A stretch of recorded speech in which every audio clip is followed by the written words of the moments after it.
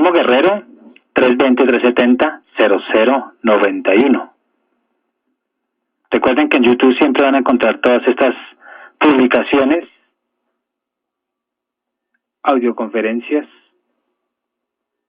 audiolibros, reflexiones, locuras, etcétera. Y tendrán pues su respectiva editación. Entonces, bienvenidos todos los neófitos que están llegando a escucharme y que en últimas pues no me están escuchando a mí, sino más bien están escuchando su dimensión creativa de aprender y aprender y aprender. Y están escuchando toda el conocimiento de la misma humanidad. Porque todo esto que se ha dicho, lo han dicho muchos.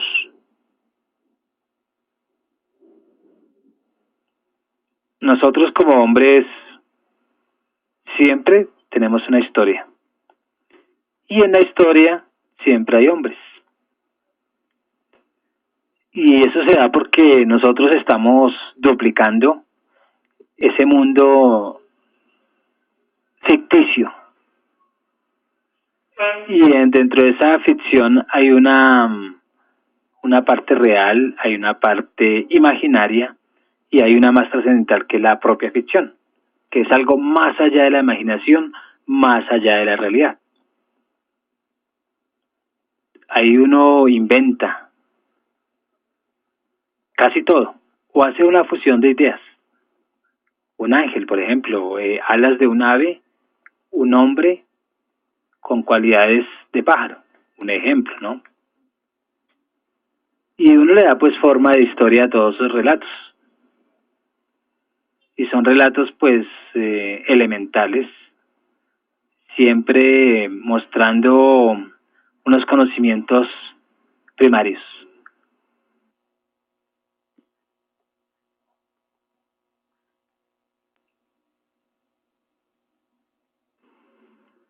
Cuando nosotros tenemos ya unos conocimientos primarios, se empiezan a olvidar de todos esos relatos superiores. Ahí es donde por lo menos la fábula, el mito, la parábola, pues son modos de ficción elemental.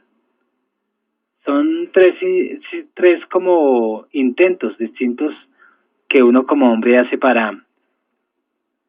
como para entenderse a sí mismo y saber qué hacer en ese realismo mundo en el que uno vive. Bacon por allá en sus 3 estadios dice que hay un estadio del mito, donde todo uno lo inventa para darle respuesta a los fenómenos naturales. Así como nosotros cuando llueve decíamos que era el dios lluvia o hay una tormenta en el mar y dice que es Poseidón, pues hoy en día ya se da cuenta uno que no es ni Poseidón ni es el dios lluvia, sino que son unos fenómenos naturales que se dan por sí solos de acuerdo a unas circunstancias. Entonces, volviendo a esa fábula, pues aparece en todas las culturas, lo mismo en la India, en Grecia, Roma, Colombia, Bogotá, uno va donde el indígena más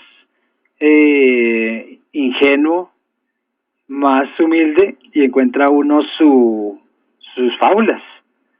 Y lo característico de ello es que hay animales. O sea, hay una intervención de los actores, animales hecho hombre. O sea, en la fábula el animal le dan una personalidad de hombre. Entonces, secundariamente, pues a veces también uno juega con plantas y les da vida y les da una personalidad también de hombre.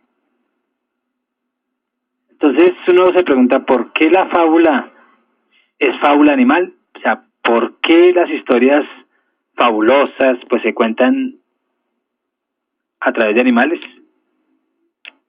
Y pues la razón es clara y es que los animales pues aparecen como ciertas naturalezas.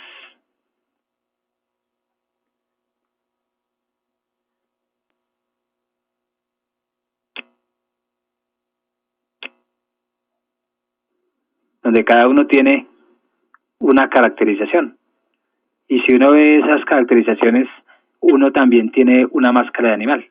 O sea, tiene algo muy similar que se parece al animal. Un ejemplo, un león, vanidoso, agresivo, y nosotros tenemos eso.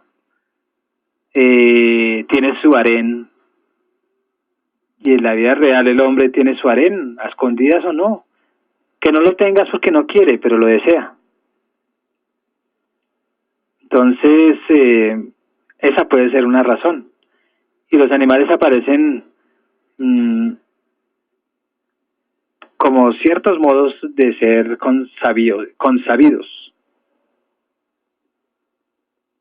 Entonces, antes que Montaigne dijera, pues el hombre ha sabido que es ondulante e incierto. El hombre por sí es complejo y siempre es muy variable, siempre. Y aún es impredecible. Ya el animal, si nos damos cuenta, es todo lo contrario, tiene una naturaleza simple y por tanto un modo general y pertinente de comportarse. O sea, es agresivo y siempre será agresivo. Es como el gato, es afectivo, siempre será afectivo. Nosotros no somos así de simples, nosotros somos tan complejos que tenemos parte afectiva, parte agresiva, parte de color, parte de mentira, etcétera, etcétera. Entonces,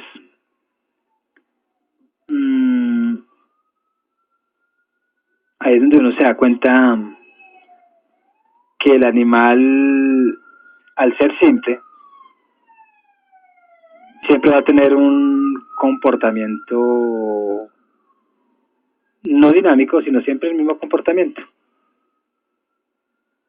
Y pues en ese modo general que estoy diciéndoles, permanece siempre así. La zorra por lo menos es astuta. El pavo real, ustedes que se pueden imaginar, vanidad. El león, magnánimo, el grande. El hombre, pues por el contrario, es siempre una X. Utilizando una distinción que introduce Unamuno en un libro que él escribe, y diría que los animales de la fábula son los primeros casos anteriores a los posibles y más complejos personajes. Cada uno tiene su personalidad definida y los animales son los primeros tipos que se pueden manejar de un modo muy sencillo. Y ahí es donde resulta pues inteligible, desde luego, tan pronto como en la fábula aparece un animal. Y el oyente o el lector pues quedan automáticamente orientados. Y después van a hacer una asociación de ideas y les da mucha riqueza porque se acuerda de las virtudes de un animal. Entonces ya saben de qué se trata y cuál va a ser el esquema de conducta. Por ejemplo, el asno tiene su conducta, el buey tiene la otra, la serpiente otra. Cuando nosotros decimos, esa mujer es una serpiente, pues hacemos una relación en cuanto a lo peligrosa, lo letal, lo astuta, lo maldadosa entre comillas, porque la naturaleza de ella pues es así.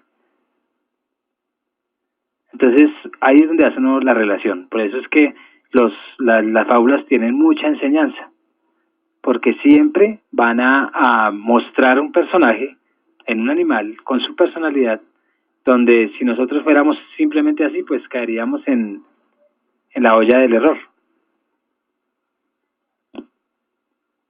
¿Y qué podríamos decir del mito? Pues no olvidemos que mito viene de mitos, H intermedia, viene del griego para decir fábula, y otra es logos. Entonces recuerden ese libro de Nestlé, Bon Mito Sum Logos, del mito al logos. O sea, Bon Mito Sum Logos, traduce del mito al logos en español. Entonces viene ese interrogante que muchos se hacen, y ¿no será que se va en un largo proceso histórico de una fábula a otra fábula? ¿Y no será esto mucho más profundo o más profunda verdad de lo que parece? Entonces, lo importante aquí es la palabra mito, sobre todo en el sentido de la mitología, porque la religión griega o romana es mitológica, porque consta muy principalmente de cuentos acerca de los dioses. Entonces, estas historias que de ellos se narran tienen una función esencial y muy precisa, y siempre hacen que sea alguien o que sean personas, y por lo tanto, pues, es un trato personal. Entonces los dioses pues no son solo ciertas realidades poderosas, sino que aparecen como personas. El mito, ahí es donde se hace diferente a la fábula. La fábula quiere decir mito, pero el mito en el sentido es, casi siempre son personas, y en las fábulas son animales. Entonces ahí es donde ya hay una diferencia. Entonces, uno dice, pero ¿quién ha hecho tal cosa o tal otra? Entonces la personalidad de Zeus, de Afrodita, de Hermes, pues es la manifestación de lo que ellos hacen, que es raptar a Europa, deslumbrar a París, llevar mensajes, disparar saetas en los bosques a la luz de la luna. Toda esa mitología pues es bella por su poesía, pero he dicho lo que hacen, entonces hacen o hicieron. Entonces ahí la cosa pues pierde claridad. Si nos vamos al diccionario, usa el presente para explicar lo que hace un animal. El pez respira por branquias. La lechuza vuela de noche y grazna. La cigüeña hace sus migraciones. La ballena se alimenta de crustáceos. Se trata de actividades recurrentes. O sea, lo que es la naturaleza de la lechuza o de la ballena. Es eso y no lo otro. En cambio, se dice que el Cid conquistó Valencia o César pasó a Rubicón. Y en efecto se trata de hechos localizados en un pretérito, o sea, en un pasado. Y no es que el Cid acostumbrase pues conquistar Valencia o que César pasara habitualmente el Rubicón, como un pájaro salta de una rama a otra, sino que ambos ejecutaron acciones por una sola vez y en fechas precisas. Entonces ahí es donde en la mitología griega uno dice, pero ocurre lo mismo con los amores de Zeus, un término medio, el rapto de Europa a la seducción de Leda, pues en sí, si nos damos cuenta, no pueden asimilarse a las conductas naturales o recurrentes de los animales.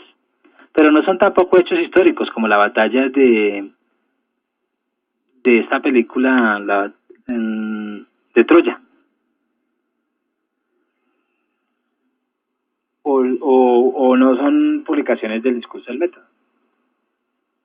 Entonces todo lo que ocurrió ya es pasado, pero no histórico. Es no datable, o sea, no tiene datos, sino indefinido. Es verdad eso, pero en el tiempo de los dioses.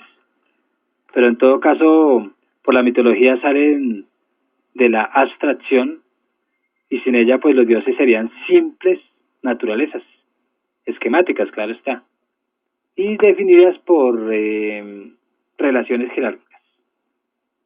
Un dios con más poder que otro, los otros subordinados, etcétera. Son meras funciones o poderes. Entonces, la religión politeísta pues antigua le dio personalidad a esos dioses mediante la mitología. Y creó pues un sentido más profundo y tuvo que ser mitológica para ser religiosa. Para buscar un ejemplo pues más próximo a nuestra sensibilidad, pensemos en los ángeles. Podemos pensar en su naturaleza, tener una noción de ellos, y los consideramos ordenados en 9 jerarquías.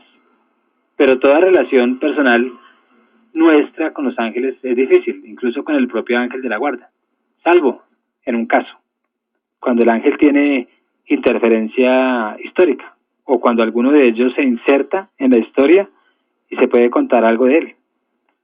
Hablemos, por ejemplo, del arcángel San Gabriel. El arcángel Gabriel es, pues para nosotros, en el sentido del término, es una persona, porque entró en una casa de Nazaret, la llenó con sus alas y dijo palabras que aún siguen sonando. Y un evangelista nos dejó contada la divina historia. ¿Qué decir de esa parábola, fábula y mito? Pues la parábola es distinta de la fábula y del mito. Dejemos de lado parábolas socráticas, que es tal como la caracteriza Aristóteles en su Retórica 2:20, que es una simple comparación introducida casi siempre por las palabras como si alguien dijera Baion ei tislegoi, la palabra bíblica, especialmente evangélica, es la que aquí nos interesa, el Nuevo Testamento, el libro religioso más importante. Casi no es otra cosa que una serie de relatos. Si nosotros damos cuenta, los 4 evangelios, los hechos de los apóstoles, llenos a su vez de otros relatos menores, que son a través de parábolas, pues se trata de relatos o narraciones.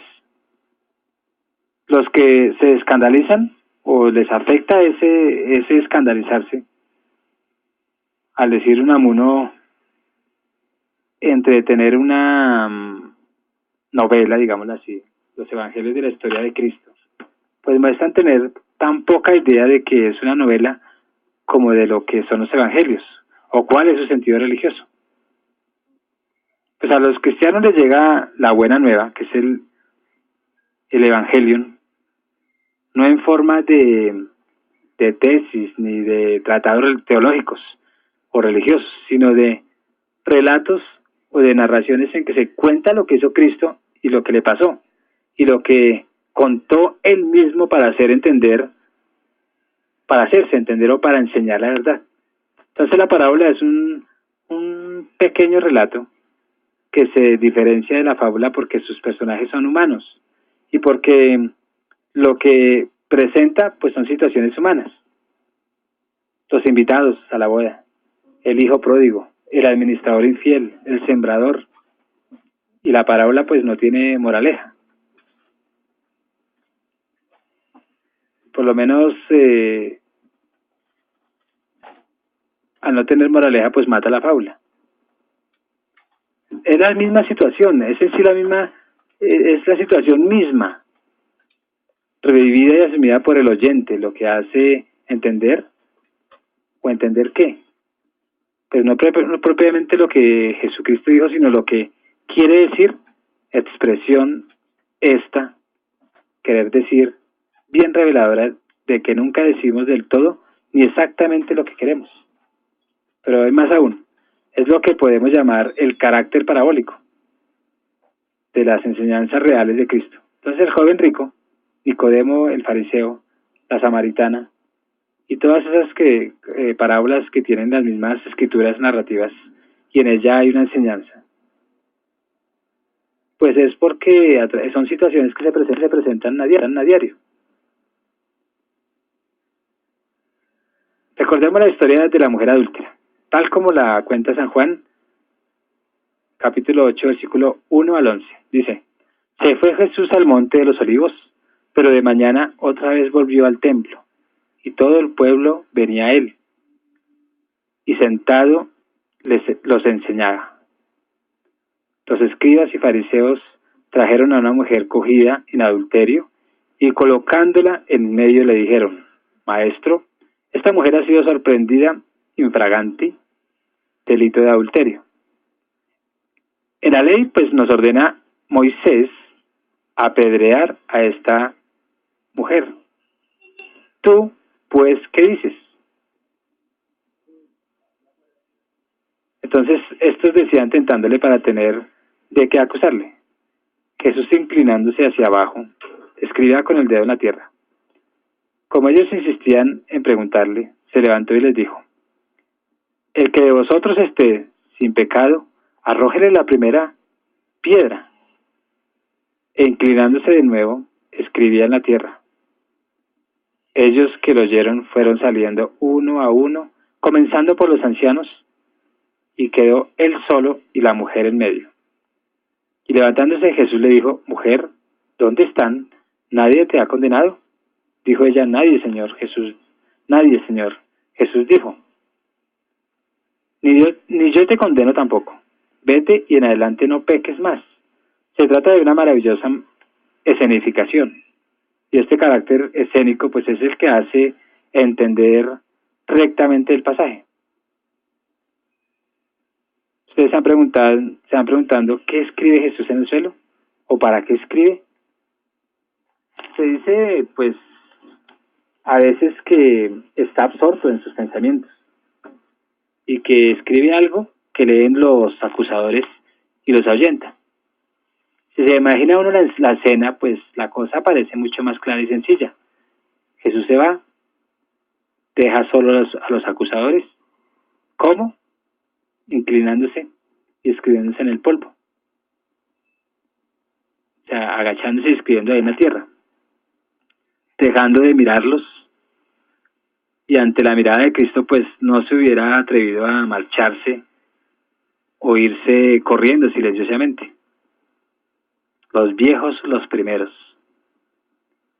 Y la aparente incoherencia del versículo 9 resulta lejos de serlo el más prodigioso acierto escénico.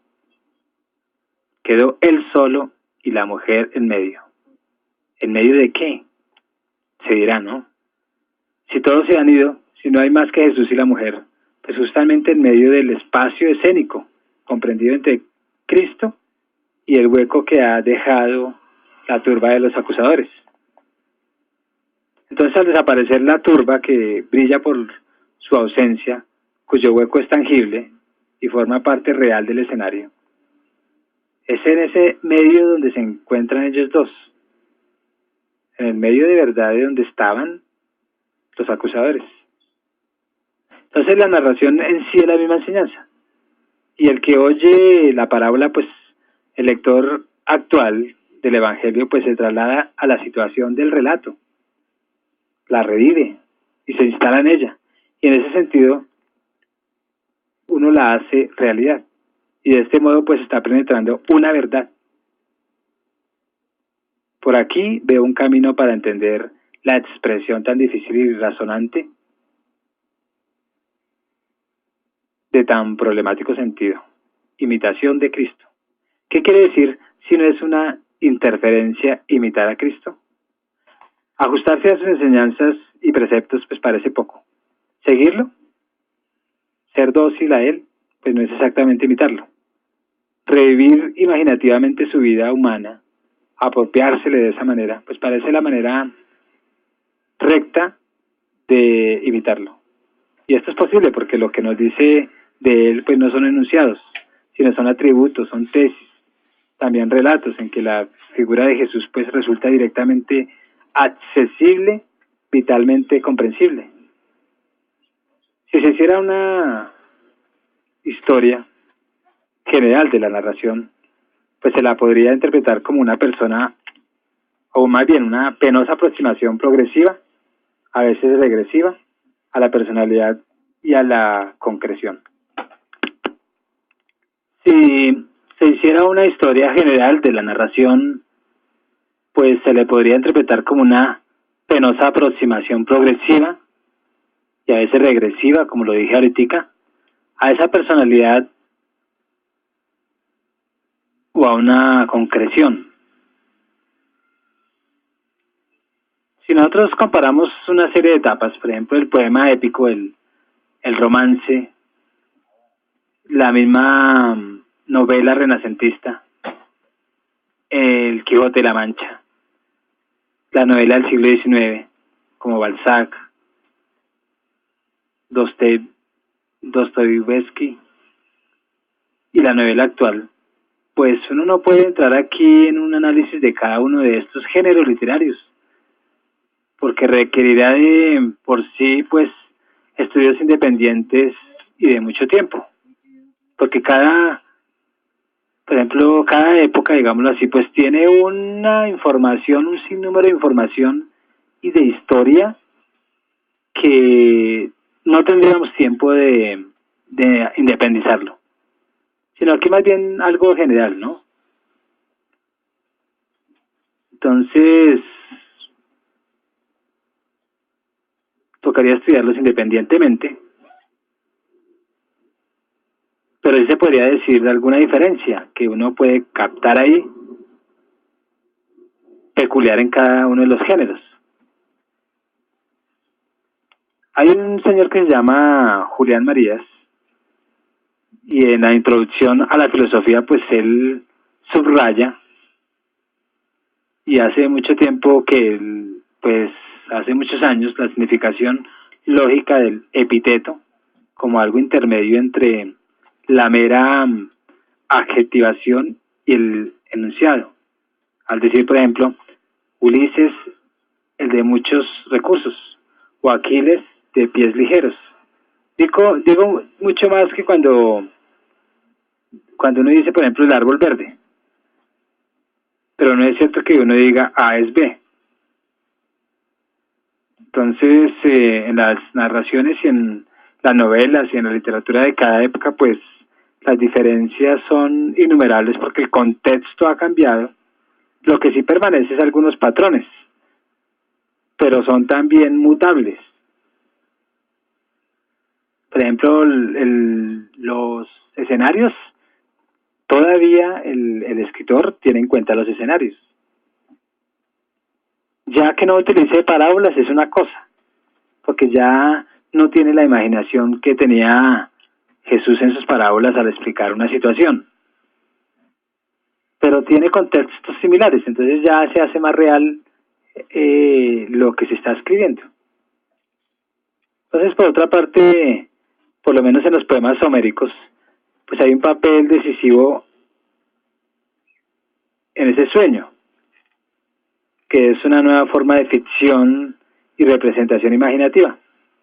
Pero sí hay que subrayar que en la mente griega, el sueño y el mito son muy próximos. Oneiros, pues significa más que una experiencia, una figura soñada. En griego no se dice tener un sueño, sino ver un sueño. Y al sueño griego pues le es esencial el estar dormido. Solo en el estar dormido como tal pues aparecen ciertas realidades que son los sueños. Y eso lo podemos ver en el libro de Dodds. Entonces en los cantares de gesta, ya yéndonos más hacia la Edad Media, pues en nuestro romancero también hay lo que podríamos llamar un sustrato, que es justamente la materia épica, una pululación de historias que pues suponen una cierta figura común, o un ambiente o clima, o un temple determinado que los constituye. Pues cada uno de los ciclos de la épica medieval pues significa un repertorio consabido, y es inseparable la realidad social de las formas literarias, en el cual pues uno ingresa, dentro del cual apoyándose en determinadas comunes, digámoslo así, y hay un avance hacia la concreción de los personajes de las mismas figuras individuales. Entonces, solo con la novela estamos entendiendo la novela de hoy, ¿no? La novela moderna. Se está entrando de lleno a la individualidad. En ella aparecen personajes individuales, aparece un protagonista o primer luchador, pues que se debate con las circunstancias, acaso pues frente a sus antagonistas, y está rodeado por un coro de personajes típicos y tópicos también. Por ejemplo, están los criados, con su propia personalidad, está el jefe, están los novios, los pretendientes, y este pues protagonista es un héroe, en otras palabras pues alguien excepcional. Pero a nadie se le ocurriría pensar que el héroe pudiese ser un cualquiera, como tú y yo. y ha costado bastantes siglos de cultura occidental pues llegar a concebir esa posibilidad. Si uno ve el ñero en la novela, que se vuelve un héroe, en la vida real el ñero no es así. O si uno ve el pobre en la novela que se vuelve rico, en la vida real eso es pura mentira. Entonces, en la historia, pues al escribirla también sucede lo mismo. Hay unos arandelas que se le cambian y se le adornan, pero son irrealidades que se le ponen a la historia. Dicen que no hay muerto malo. Entonces muere un malo y se va para... Nadie lo visita. Y en la novela muere un malo, protagonista, y todos van al entierro. Si vamos a Heródoto, la historia tiene como tema lo memorable, lo que merece recordar, es decir, todo lo insólito. Y si nos damos cuenta, hasta Voltaire, pues no ha interesado a la historia lo corriente y cotidiano. O sea, eso es muy común. Cuando nos vamos al común, en las novelas que se están produciendo hoy en día del común, pues son todo un éxito, porque el televidente se identifica, o aún el que lee, se identifica con el común. Entonces un proceso análogo encuentra uno en la literatura de ficción, con una considerable anticipación a favor de esta misma. En el teatro pues se podría observar una evolución semejante. Y ahí es donde se señala que la comedia como tal pues está representando respecto a la tragedia un paso hacia la concreción y la personalización. Entonces, de la máscara trágica a la mueca cómica hay un avance en ese sentido. Pero entiéndase bien, la comedia es también por lo pronto típica.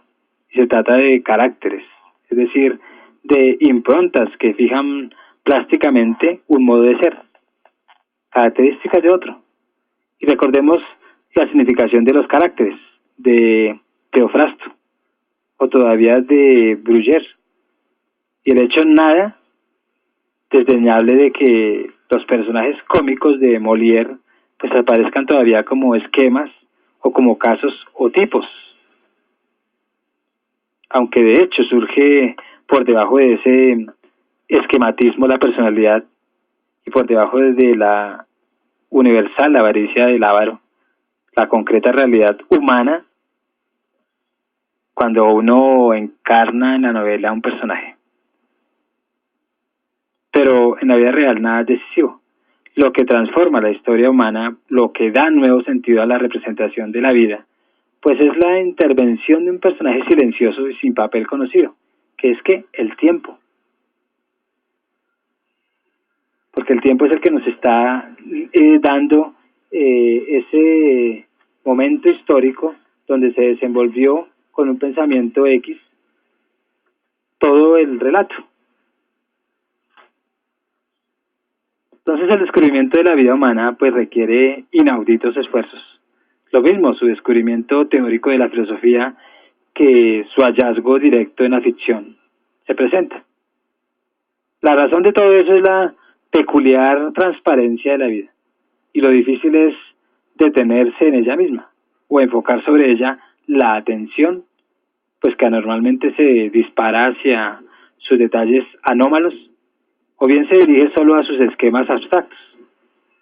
Entonces el paso decisivo hacia el encuentro, sobre todo el encuentro literario, con la vida misma en su concreción real, es la temporalización. Es lo que es común en todo, el tiempo, pero la circunstancia es diferente. El hacer que el tiempo intervenga directamente en la narración misma, pues es sustancia de la narración. La épica pues acontece en un pretérito sin duda, o sea, en un pasado, pero un pretérito remoto e indefinido, no histórico.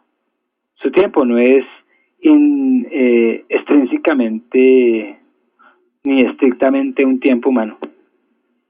La novela pues dura.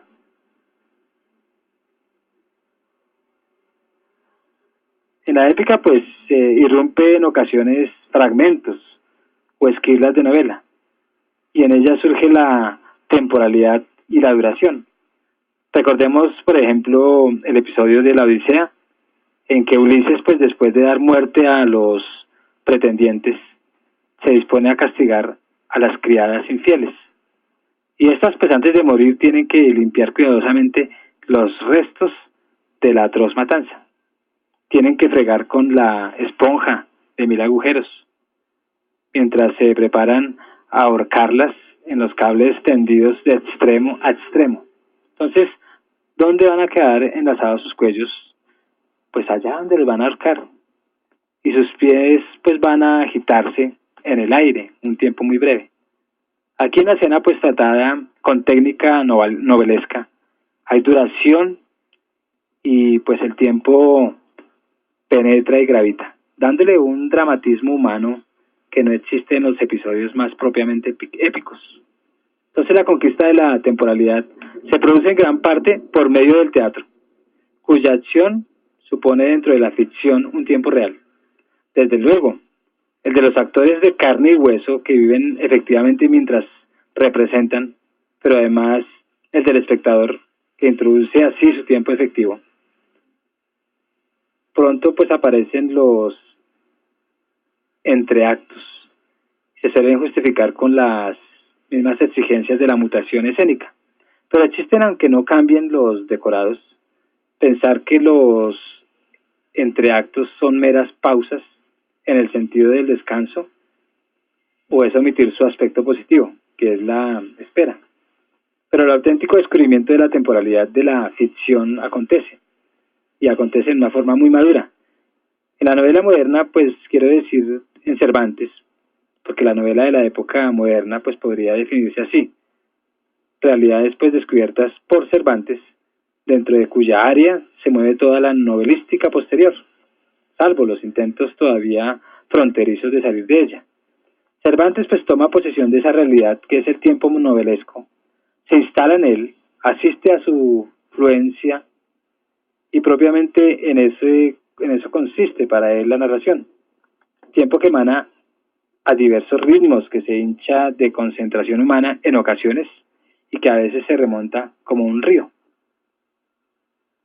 Entonces a las cosas se les puede complicar más aún, y hace medio siglo aparece el cine, y con él pues una profunda, hace más de medio siglo, yo digo que apareció hace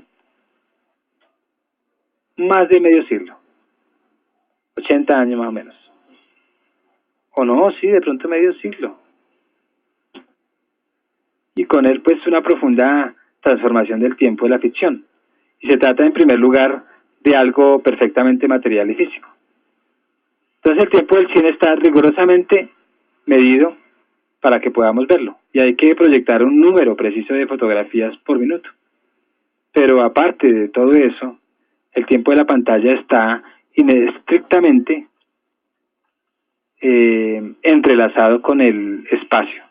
No olvidemos que el cine es contemporáneo de la relatividad, o sea, 1930, por allá cuando estaba Einstein. Y el tiempo cinematográfico pues está condicionado por la perspectiva. Entonces, los diferentes planos del cine introducen una peculiar cuantificación vital del tiempo del reloj. Imagínense una cara en primer plano durante 20 minutos. ¿Sería soportable? Y sin embargo, soportemos muy bien el actor teatral, de cuerpo entero, durante tan largo tiempo. Pues cada segundo en un primer plano pues tiene un valor distinto del que tiene un segundo plano cuando se trata de la fotografía normal o de un fotograma. Tiene pues otra duración vital.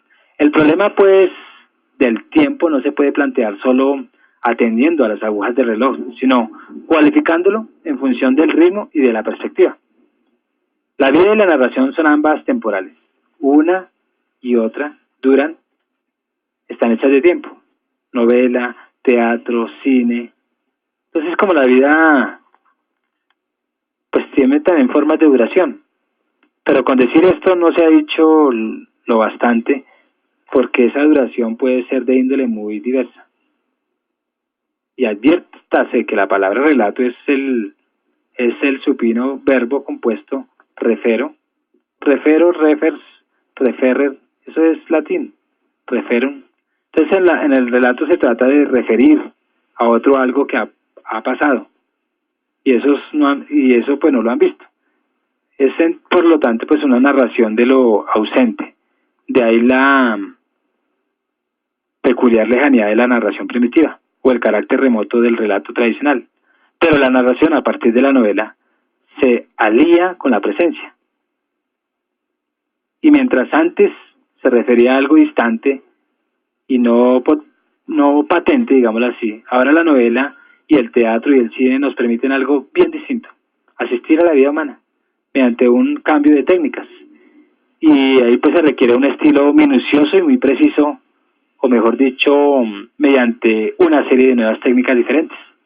Y se inicia una nueva forma de narración, que no es relato, es el sentido literal de esa o de esta palabra, o es lo contrario. Asistir a que a la constitución temporal de la personalidad humana. Esto nos lleva a plantear la cuestión decisiva: ¿qué justifica la existencia de las historias ficticias? ¿Qué sentido tienen esas y para qué sirven desde el punto de vista de la humana vida real? ¿O cuáles son los caracteres comunes de esas tres formas de fingir la vida humana, como la novela, el teatro y el cine?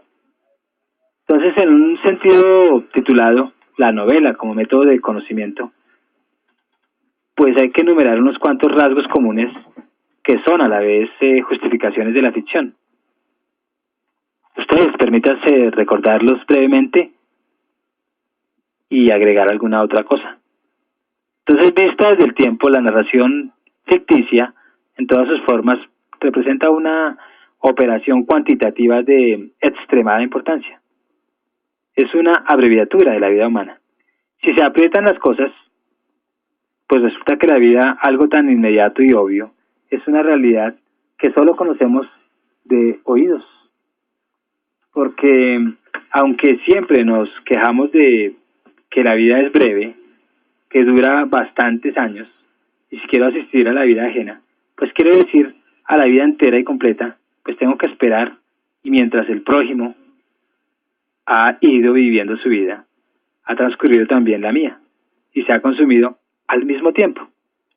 Entonces, esto significa que la vida real, tomada en su integridad, pues con su figura completa, con sus edades y sus argumentos, con sus trayectorias distendidas desde el nacimiento hasta la muerte, pues es solo excepcionalmente accesible, conocida solo en forma fragmentaria, y por referencia es así.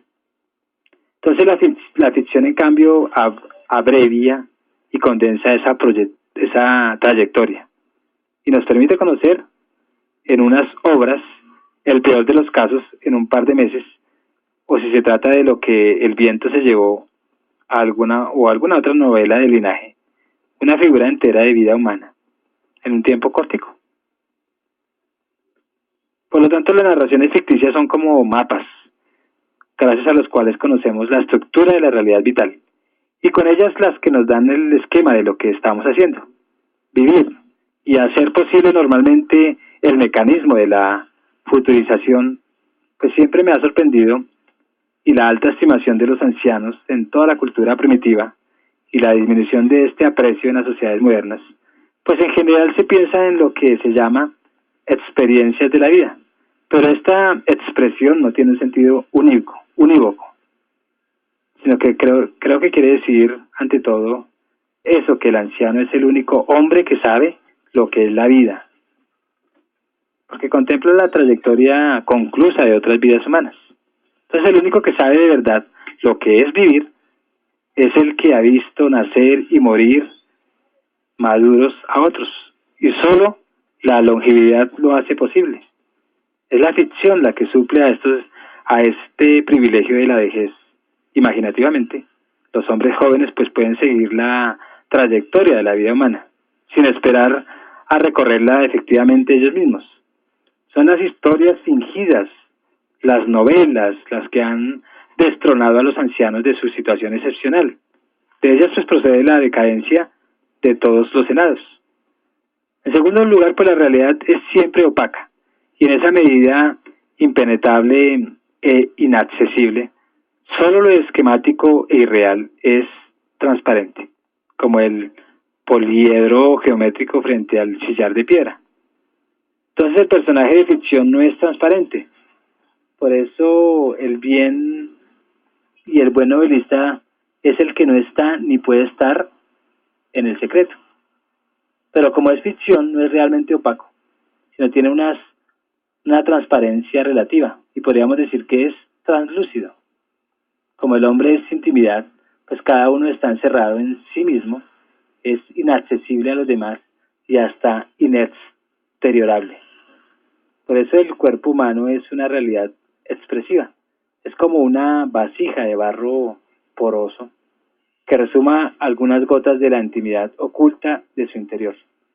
La comprensión de un hombre real, a quien tengo adelante, pues requiere la intervención de la imaginación, la misma representación fantástica de su vida. Yo puedo tratar a mis prójimos desconocidos porque conozco previamente una serie de determinaciones esquemáticas de sus vidas. Uno dice, son hombres del siglo XXI, pertenecientes al mundo occidental o al oriental o como sea. Y porque veo sus expresiones, pues estos datos presentes, sociales unos, fisionómicos otros y expresivos otros, pues hacen posible que yo improvise lo que suelo llamar novelas de urgencia, pobres de contenido, esquemáticas de exactitud y precaria y solo probable, pero que permiten lograr una pauta dentro de la cual adquieren sentido los datos reales, los gestos, las acciones, y hay una anticipación de esos comportamientos futuros. El trato pues es posible mediante una reconstrucción aproximada y provisional de las novelas de las vidas de los prójimos. Y esto es lo que se suele designar con la palabra hermenéutica. Pero conste que no se trata solo de los prójimos, solo puedo entenderme a mí mismo y por tanto vivir. ¿Gracias a qué? Pues a que la novela de mí mismo pues imagino o invento, la cual es un constructo esencial de mi vida efectiva, lo que se llama técnicamente pretensión o proyecto vital.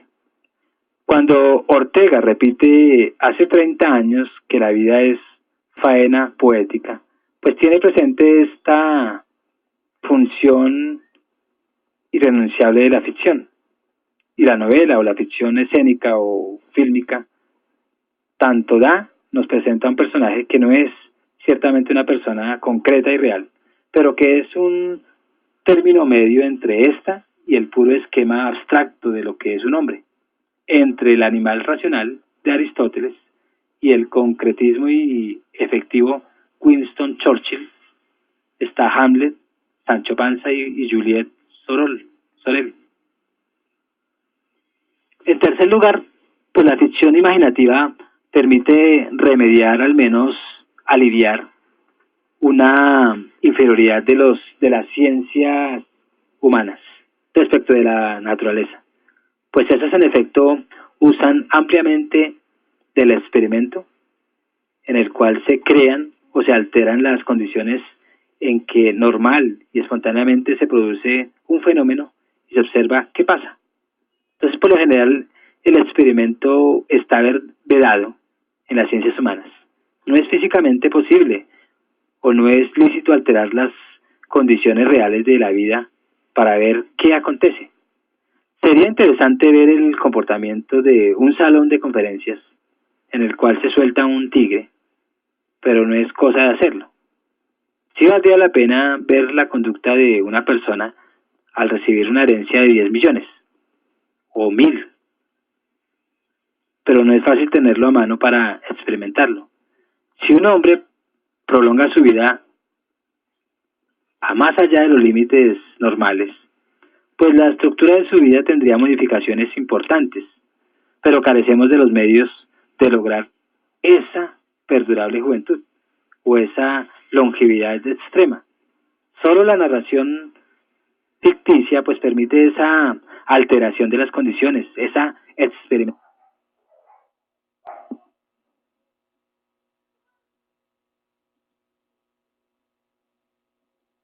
experimento ficticio, por serlo, pues carece de valor cognoscitivo, pero no carece de valor imaginativo, ya que le falta la posibilidad de comprobación. De lo que pende el experimento científico. Pero esta objeción tomada en absoluto es excesiva y olvida que existe una forma muy peculiar de comprobación que es lo verosímil. Uno como lector de novelas, aún el más ingenuo y menos escrupuloso, interrumpe a veces coléricamente la lectura y dice, es absurdo. ¿O cómo va a recibir Isabel de esa manera a Juan después de lo que había pasado el día anterior? Había que contestarle, señor mío, ¿cómo puede decir usted eso? Si eso es una novela, es imaginativo. Usted bien sabe que ni Juan ni Isabel existen. El día anterior tampoco, por lo tanto, no ha pasado nada. Ni Isabel recibe a Juan de ninguna manera, entonces no se exalte. ¿Qué sentido tiene su protesta? Entonces, en nombre de la realidad, dice usted que esa conducta es absurda. Y sin embargo, pues la reacción del lector es certera. La inverosimilitud, pues descubre un error en la interpretación de la realidad humana. Cuando la narración no fluye, cuando tropezamos en ella y nos parece inverosímil, es que el autor ha ejercido violencia sobre la condición de la vida humana. Casi siempre, y lo literalmente inverosímil corresponde a algo que es filosóficamente falso. En las novelas de los filósofos existencialistas pues contemporáneos, o sea, después de la Segunda Guerra Mundial, resulta esto especialmente claro. Casi siempre que algo nos repugna novelescamente, pues nos choca como incoherente, injustificado e inverosímil. Corresponde con todo rigor a un error filosófico formulado en la página tanto y pico del gran tratado de lo que el mismo autor de la novela ha expuesto sus ideas metafísicas. Y en cuarto término, pues el mero intento de contar la vida, o escenificarla, o ponerla en imágenes, o sea, en el cine, es lo mismo introducirle en ella un orden y una claridad. Actúa sobre una materia prima, opaca, caótica, por lo tanto, irracional e ininteligible, y lo interpreta esa estructura y la elabora. Entonces es inseparable del decir, la significación a la vida humana narrada. Esto es dicha, resulta por eso mismo significativa y comprensible. Entonces el relato en todas sus formas, en una potencia de racionalización incluso que son racionales, o hay una racionalidad misma, comparados con una vida que no estuviese interpretada y clarificada por los esquemas narrativos, pues son novelas. Es lo que nosotros no podemos alcanzar y es el ideal de lo que queremos tener. Entonces, al hacer esto, la ficción utiliza y pone en juego al mismo tiempo un saber acerca de la vida, sumamente muy efectiva, pero que se suele descalificar porque no es conocimiento conceptual en sentido estricto, porque no es científico. Entonces, de ninguna ciencia, y ese saber, una vez destilado, digámoslo así, en el relato ficticio, resulta accesible a una interpretación teórico superior. Por último, y esto es quizás lo más importante, la ficción imaginativa significa ensayos de vida, en las cuales pues el hombre asume y vive imaginativamente vidas distintas de la suya real. Entonces la lectura de novelas y todos sus relatos, la contemplación de las ficciones escénicas y cinematográficas, pues son el medio de adquisición de situaciones vitales y reacciones a ellas, y así una preparación para la vida real. El amor, el honor, los celos, la ambición, el heroísmo, el engaño, pues no son accesibles sin haberlos vivido realmente, gracias a la fantasía. Sabemos lo que son, los entendemos, nos movemos en su ámbito, debemos reaccionar a ellos, porque hemos hecho el ensayo irreal de vivirlos. Entonces nuestra vida es mucho más compleja y rica porque la duplicamos mediante la ficción. Y el rigor, la multiplicación, pues por un factor considerable, y la narración en su sentido más lato, pues es un instrumento que nos permite enriquecer fabulosamente la vida, que sin ella sería de increíble simplicidad y pobreza.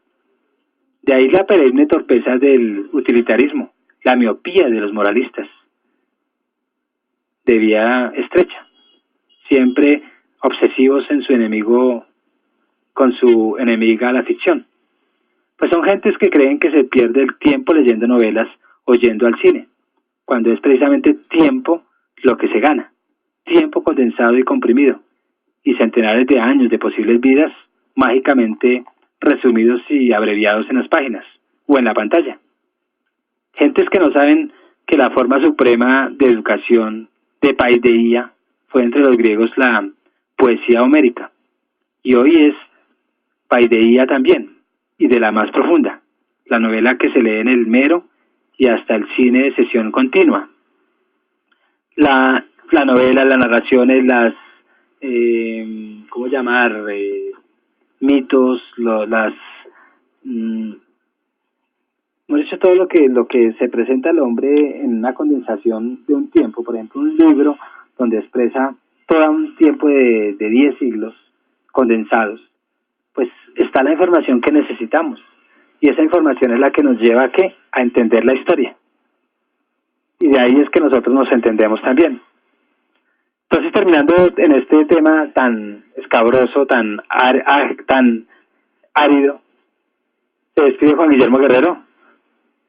Méndez, en YouTube encuentran esto.